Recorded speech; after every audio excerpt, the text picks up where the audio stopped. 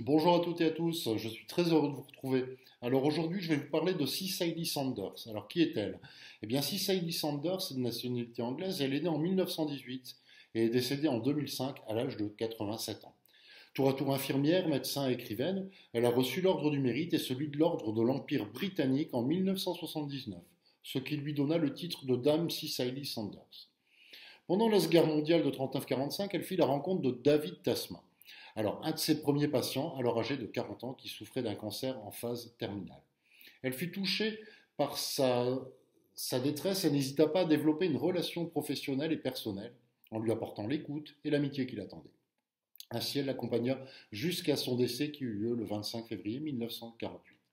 Ses collègues de soins qui furent témoins de cet accompagnement imaginèrent un endroit calme où des patients comme David pourraient être accueillis et soulagés de leur douleur. Cela tombe bien, car c'est justement le projet de Cicely Saunders. Pour la petite histoire, il est important de savoir que juste avant de s'éteindre, David lui avait légué la somme de 500 livres en lui confiant l'espoir que cela ouvrirait une fenêtre dans son futur établissement. La fenêtre existe bel et bien aujourd'hui en haut à droite dans le hall d'entrée de cet établissement britannique.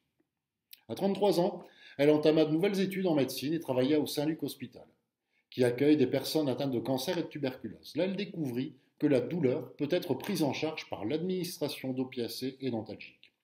Elle constata ainsi que les patients soulagés pouvaient de nouveau s'accomplir et se réaliser.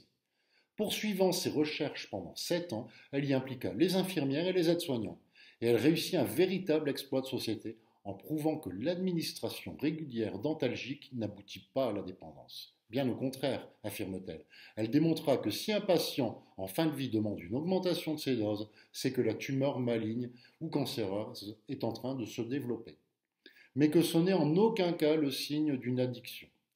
Ainsi, elle constate que les patients, une fois libérés de leur douleur, peuvent exprimer leurs émotions, leurs angoisses et régler leurs problèmes familiaux et relationnels. C'est cela qu'on appelle se réaliser en fin de vie. Cicely affirme qu'il doit être possible d'apporter aux patients un confort et une absence de douleur, et cela jusqu'à la fin. En 1967, son projet voit concrètement le jour par l'ouverture du St Christopher's Hospice à Londres. Et par cet acte, Cicely Saunders est considérée comme la fondatrice des soins palliatifs modernes. Dans cette structure, les familles jouent un rôle essentiel par l'accompagnement des patients. En 1969, cet établissement se développe par l'hospitalisation à domicile.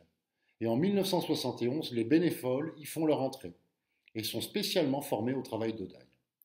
Dans cette décennie, le travail de Cicely Saunders a eu des répercussions mondiales et de nos jours, la prise en charge palliative est bien une réalité. En 2022, la France a le projet par l'intermédiaire de l'action du ministère des Solidarités et de la Santé de poursuivre le développement de la prise en charge palliative au domicile. Localement, sur notre territoire à Vennes-sur-Helpe, dans les Hauts-de-France, le centre hospitalier possède sa propre unité de soins palliatifs baptisée les Hespérides, comprenant 10 lits d'hospitalisation ainsi que des hospitalisations à domicile, par des équipes mobiles formées par le personnel des Hespérides. Voilà, j'espère que vous en savez un peu plus sur l'historique des soins palliatifs et sur Cicely Saunders. Je vous remercie pour votre attention et je vous dis à très bientôt. Au revoir.